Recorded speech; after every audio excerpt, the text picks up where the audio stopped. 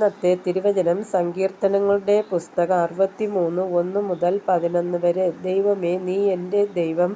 അതികാലത്തെ ഞാൻ നിന്നെ അന്വേഷിക്കും. വെള്ളമില്ലാതെ ഉണങ്ങി വരണ്ട ദേശത്ത് എൻ്റെ ഉള്ളം നിനക്കായി ദാഹിക്കുന്നു. എൻ്റെ ദേഹം നിനക്കായി കാംക്ഷിക്കുന്നു. അങ്ങനെ നിൻ്റെ ബലവും മഹത്വവും കാണേണ്ടതിന് ഞാൻ വിശുദ്ധമന്ദിരത്തിൽ നിന്നെ നോക്കിയിരിക്കുന്നു. നിൻ്റെ ദയ ജീവനേക്കാൾ നല്ലതാകുന്നു. എൻ്റെ അധരങ്ങൾ നിന്നെ സ്തുതിക്കും. എൻ്റെ ജീവകാലം ഒക്കെയും ഞാൻ അങ്ങനെ നിന്നെ വാഴ്ത്തും. നിൻ്റെ നാമത്തിൽ ഞാൻ എൻ്റെ കൈകളെ മലർത്തും.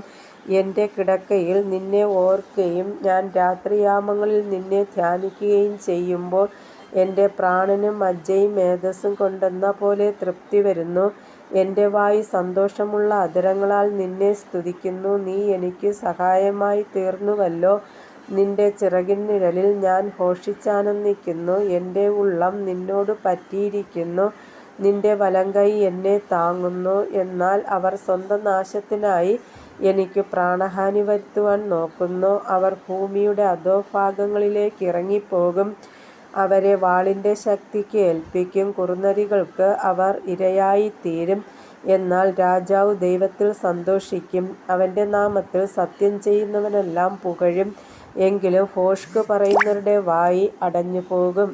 കർത്താവായ യേശുവേ, അങ്ങയുടെ നാമം വാഴ്ത്തപ്പെടുമാറാകട്ടെ. ആമേൻ.